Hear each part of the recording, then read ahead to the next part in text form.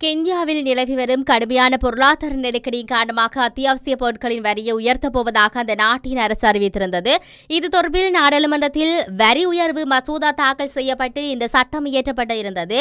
இந்த தீர்மானத்தை எதிர்த்து நாடளாவிய ரீதியில் போராட்டங்கள் முன்னெடுக்கப்பட்டன. அதன்படி நேற்று முன்தினம் செவ்வாய்க்கிழமை கென்யா நாடாளுமன்றத்தில் வரி உயர்வு மசோதா மீதான விவாதம் நடந்து கொண்டிருந்தது. அந்த சமயம் ஆயிரக்கணக்கான மக்கள் நாடாளுமன்றத்தை முற்றுகையிட்டு போராட்டத்தில் ஈடுபட்டதோடு அங்கிருந்த தடுப்புகளையும் உடைத்துக் கொண்டு உள்ளே நுழைந்தனர். அத்துடன் நாடாளுமன்ற கட்டிடத்துக்கு தீ வைத்து கொளுத்தினர். கட்டிடம் கொழுந்துவிட்டு எரிந்ததை அடுத்து போராட்டக்காரர்களை கலைப்பதற்காக காவல்துறையினர் கண்ணீர் புகை குண்டுகளை வீசி தண்ணீரை பீர்ச்சி அடித்தனர். ஆனாலும் போராட்டக்காரர்கள் கட்டுப்பாட்டுக்குள் வரவில்லை. முடியாத பட்சத்தில் போராட்டக்காரர்கள் மீது காவல்துறையினர் துப்பாக்கிச் சூடு நடத்தினர். இதில் 27 பேர் பலியானதாக மனித உரிமை குழு தெரிவித்துள்ளது. மேலும் 50க்கு அதிகமானோர் காயமடைந்துள்ளனர்.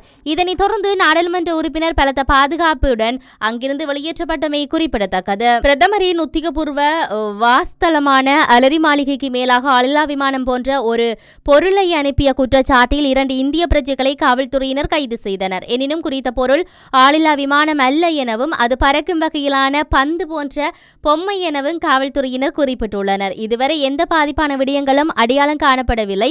அது ஆளில்லாத விமானம் அல்ல, மாறாக பறக்கும் வகையான பந்து போன்ற பொம்மையாகும். எவ்வாறாயினும் விசாரணைகள் தொடர்வதால் 2 நபர்கள் காவலில் தடுத்து வைக்கப்பட்டுள்ளதாக காவல்துறை வட்டாரங்கள் தெரிவித்துள்ளன. இந்த சம்பவம் குறித்து சமூக ஊடகங்களில் பரவலாக தவறான புரிந்து கொள்ளப்படுகிறது. இது ஒரு பாதுகாப்பு பிரச்சனையாக இருப்பதாக பலர் கருதுவதாகவும் காவல்துறையினர் சுட்டிக்காட்டினர். நிலைமையை எந்த அச்சுறுத்தலையும் ஏற்படுத்தாது என்றும் வேறு விதமாக கூறப்படும் ஊடக அறிக்கைகள் தவறானவை என்றும் காவல்துறை வட்டாரம் மீண்டும் வலியுறுத்தியது.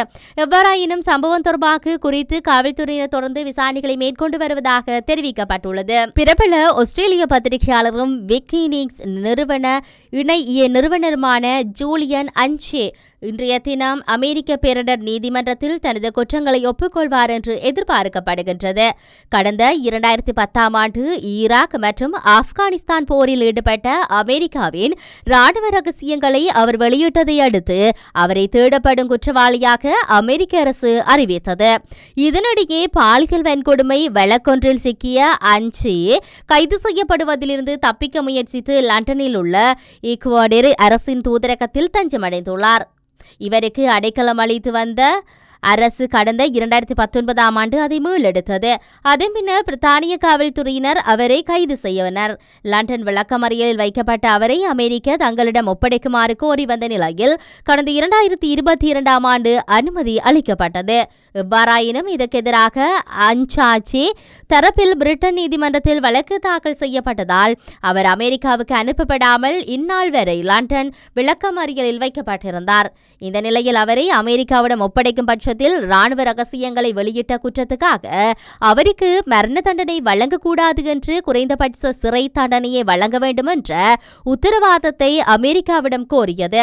அதன் பின்னர் அவரை தன்னை விடுதலை செய்வதாக உத்தரவாதம் அளிக்கப்பட்டதால் அமெரிக்காவை உளவு பார்த்தமை மற்றும் ரகசியங்களை வெளியிட்டமை உள்ளிட்ட குற்றச்சாட்டுகளை தான் ஒப்புக்கொள்வதாக தெரிவித்துள்ளார்.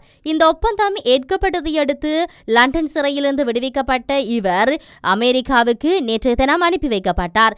இந்த நிலையில் இன்றைய தினம் அமெரிக்க பேரிடர் நீதிமன்றத்தில் தனது குற்றங்களை ஒப்புக்கொள்வார் என்று எதிர்பார்க்கப்படுகின்றது. பிரெஞ்சு பசிபிக் பிரதேசமான நியூ கலிடோனியாவில் சுதந்திர ஆதரவு ஆர்வலர்கள் கைது செய்யப்பட்டு பிரான்சுக்கு அழைத்துச் செல்லப்பட்டதை அடுத்து காவல்துறை நிலையம் மற்றும் நகர மண்டபம் உட்பட பல கட்டிடங்கள் தீ வைத்து எரிக்கப்பட்டுள்ளன. பிரான்ஸ் மக்கள் இந்த வார இறுதியில் சட்டமன்ற தேர்தலில் வாக்களிப்பதற்கு தயாராகி வரும் நிலையில் நாடு முழுவதும் தீவிர வலதுசாரிகளுக்கு ஆதரவு அதிகரித்து வருகின்றது. இந்த நிலையில் நியூ கலிடோனியாவில் தேர்தல் மறுசீரமைப்பு நடவடிக்கைகளுக்கு எதிராக இந்த மாத நடுப்பகுதியில் வன்முறை வெடித்தது. இந்த வன்முறையில் 9 பேர் உயிரிழந்துள்ளதுடன் 1.5 பில்லியன் யூரோ பெறுமதியான சொத்துக்களுக்கு சேதம் ஏற்பட்டது. இதனைத் தொடர்ந்து வாக்காளர்கள் தொடர்பான அரசியலமைப்பு மறுசீரமைப்பு நடவடிக்கையை பிரான்ஸ் அரசாங்கம் இடைநிறுத்தியது. அத்துடன் நியூ கலிடோனியாவின் தலைநகரான நஃபியா மீண்டும் தங்கள் கட்டுப்பாட்டில் இருப்பதாக வருவதாக பிரெஞ்சு அதிகாரிகள் அறிவித்தனர்.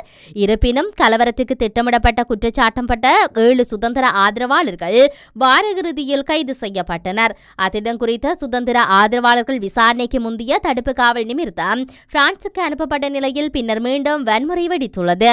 இந்த நிலையில் ஒவ்வொரு அழுத்தமும் இன்றி விசாரணைகளை அமைதியான முறையில் தொடர்வதற்கு அனுமதிக்கும் வகையில் சுதந்திர ஆதரவாளர்கள் பிரான்சுக்கு அனுப்பப்பட்டதாக பிரான்ஸ் சட்டத்தரணிகள் தெரிவித்துள்ளனர். நேட்டோ அமைப்பின் பொதுச் செயலாளராக நெதர்லாந்து பிரதமர் மார்க் ட்ரூடோ தெரிவு செய்யப்பட்டுள்ளார். அமெரிக்கா உள்ளிட்ட 32 நாடுகளை உள்ளடக்கியது நேட்டோ அமைப்பு.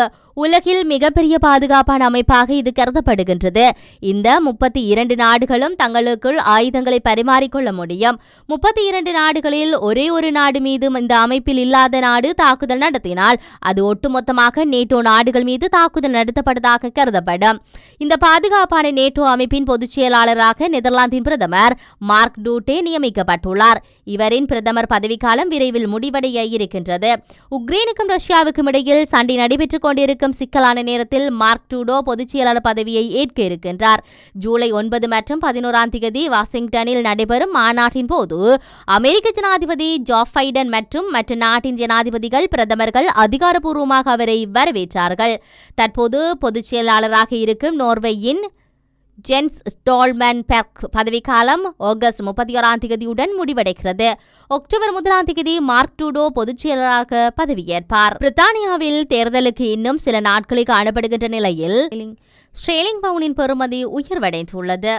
எதிர்க்கட்சியான தொலைக்காட்சி தேர்தலில் மாபெரும் வெற்றி பெறும் என எதிர்பார்க்கப்படும் நிலையில் பவுனின் பெறுமதி உயர்வடைந்துள்ளதாக சர்வதேச ஊடகங்கள் செய்தி வெளியிட்டுள்ளன.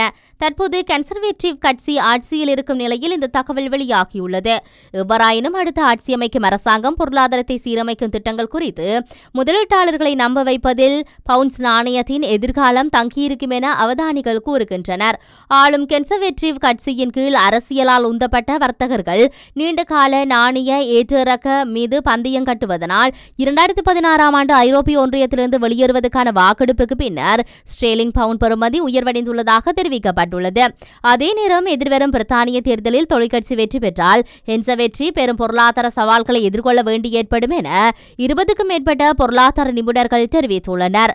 நம்பிக்கை குறைவான அரசியல் சூழ்நிலை ஸ்டேர்லிங் பெறுமதியை மிகவும் பலவீனப்படுத்தும் என்றும் மற்றும் நிலையற்றதாக மாற்றும் என பல்கலைக்கழக நிதி பேராசிரியர் ஒருவர் குறிப்பிட்டார்.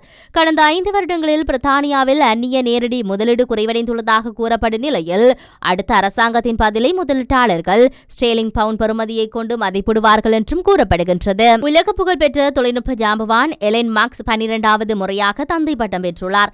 இவர் பல திருமணங்கள் செய்துள்ளார் என இவர் மீதான சர்ச்சைகள் எழுந்த போதிலும் நியூ ராங்க்லின் இயக்குநரான ஓஸ்பார்ன் லீசனாவுடன் அவர் பெற்ற 3வது குழந்தை இது என்பதும் சுட்டிக்காட்டத்தக்கது. தனது குழந்தை பிறந்ததை மிகவும் ரகசியமாக வைத்திருந்ததாக தற்போது மார்க்ஸ் தனது புதிய விமர்சனம் எழுந்துள்ளது. ஆனால் அவரது நண்பர்கள் மற்றும் குடும்பத்தினர் அனைவருக்கும் இந்த விடயம் தொடர்பில் அறிந்து கொண்ட போதிலும் அது எப்படி ரகசியமாக மாறும் என மார்க்ஸ் விமர்சனங்களுக்கு முற்றுப்புள்ளி வைத்துள்ளார். மேலும் 12வது குழந்தை குறித்து உத்தியோகபூர்வமாக அறிவிப்பு வெளியிடப்படாதது ஒரு பெரிய வியப்பான விடயம் அல்ல எனவும் அவர் தனக்கே உரிய பாணியில் பதிலளித்துள்ளார். எனினும் பிறந்த குழந்தை பெண்ணா அல்லது ஆணா என்பது இன்னும் தெரியவில்லை.